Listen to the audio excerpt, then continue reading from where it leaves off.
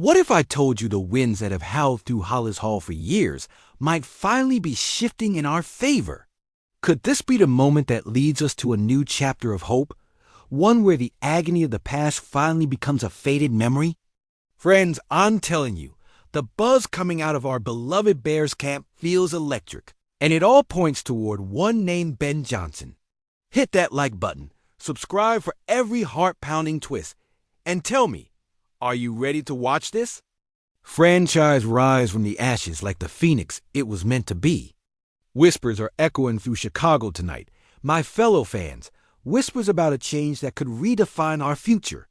Inside sources are hinting at the genius we just pulled into Hollis Hall, and it's got the kind of energy that makes every Bears fan's heart race like it's the playoffs.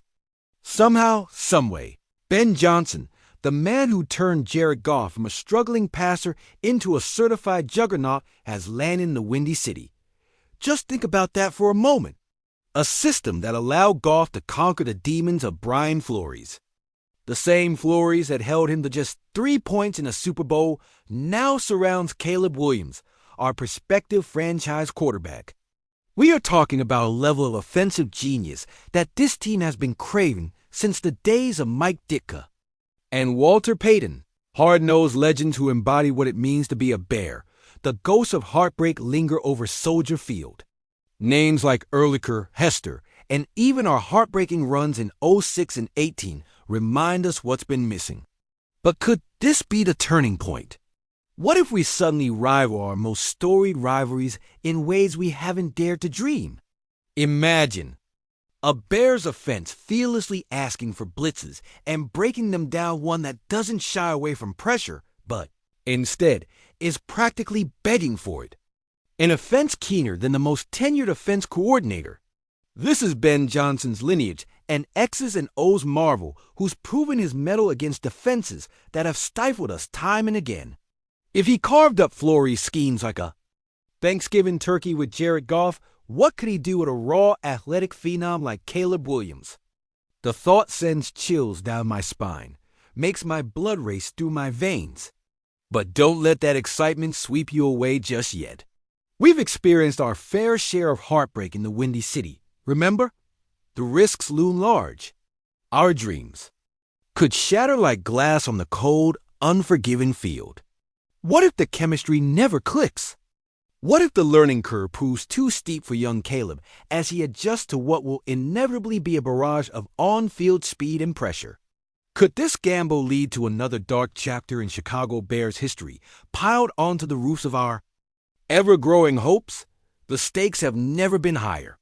With Ben Johnson at the helm and the future in his hands, every play, every call will be scrutinized to an inch of its life. Are we on the precipice of crafting a legacy that future generations of Bears fans will remember? The feared monsters of the Midway, electric and untouchable? Or are we flinging ourselves into the abyss, caught in an endless cycle of what-ifs and heartbreaking near misses? With legends like Tom Brady himself singing the praises of Ben Johnson's genius, I can't help but think what lies ahead could be as revolutionary as anything we've seen. The anticipation is vibrating through ME. Are we on the cusp of an era filled with highlight reels, screenplays, and a newfound heartbeat in that offense? This is a renaissance, folks. But here's the kicker. With every opportunity comes a hidden darkness, an ominous cloud promising chaos before clarity. Will we rise, or will this end in another page of agony in the dusty annals of Bears past? And as we stand at this crossroads, stay tuned for the next chapter unfolding. The answers loom close, yet so tantalizingly far. Part 2 is coming, and trust me, you won't want to miss it. Bear down. Bears fans, I'm telling you, we have been sculpted in the crucible of anguish. An ecstasy like a masterpiece forged in flame. We know what heartbreak feels like, and every one of us is pleading for something profound to change. To rise from the ashes of double doinks and drop passes. So let's wake up, because if we don't fight for this team, who will? This is our moment to scream into this icy Chicago air until the walls of Hollis Hall hear our rallying cry echoing against the echoes of '85. This is our chance to rise. Yet we stand at a precipice. Now, let's digest what's on our plate here. What if the recent rumors of the coaching staff, reconsidering our quarterback situation, are more than just whispers beneath the din of draft season? Imagine if the front office is not just speculating, but conjuring up a high-stakes deal that could either shatter the fragile hopes we've nurtured for this season or catapult us back into contention. Let's talk about the tension in that locker room, where you can almost see players stealing glances at the whiteboard, wondering if someone else could turn this ship around, stirring doubt like debris caught in the lake wind off Soldier Field. In December, you think the vibe is electric now? Just wait until the Green Bay game looms on the schedule, where Aaron Rodgers, that walking nightmare in cheesehead attire, starts plotting his latest chapter on the battlefield with that smug grin we've seen far too often. The Lions and the Vikings? They've always been licking their chops, eager to feast on our wounds. But imagine if they could smell the fear wafting from our front office, a scent of confusion mingled with that age-old rivalry, both our enemies. We'll be ready to pounce, but is our own team ready to rise from the ashes of the countless four-quarter denials we've been subjected to? You know the names, Singletary, Ehrlicher, and Hester, icons who have walked our sideline echoing every surface-level scar this franchise carries. The bitter taste of '06 is still fresh, isn't it? The collapse in 10 still throbs like an old injury. And 2018, that haunting double doink that feels like a dark cloud hanging over our collective soul.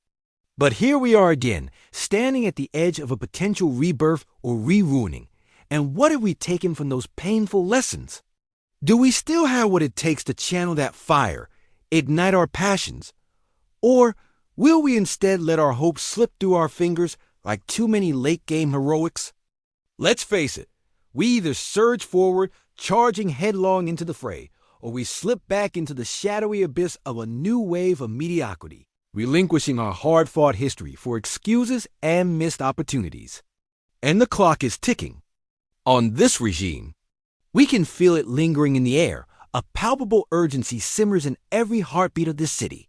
Picture an empty Super Bowl banner unfurling in the rafters of Soldier Field like a morning fog, mocking us, daring us to seek that glory again, asking if our ghosts from the past can inspire us to rise anew or simply sow the seeds for further disaster. Will we see the triumphant display of true bears, ground dogs, who will gnash their teeth and rally, feeding off the roars of a desperate fan base? Or will we see another cycle of training camp optimism fade like the autumn leaves we've grown? To envy each year as the seasons change, but the results remain stubbornly stagnant? So I say to you, what will it be, Chicago? Will we stand united in defiance as the clock winds down, or will we once again hoist the banner of despair? Only time will tell, but right now it feels like we're standing on the edge of a storm, waiting for that first strike of lightning to illuminate our fate. And deep down, somewhere buried beneath the defense mechanisms of our weary hearts, we all know the truth. The battle is on, and the next choice, whoever it may be for the starting role, will define not just the season, but the legacy of the Chicago Bears for generations to come. Are you ready to embrace the chaos? The curtains are drawn, the stage is set. Can we find redemption, or are we destined to be more than just another cautionary tale,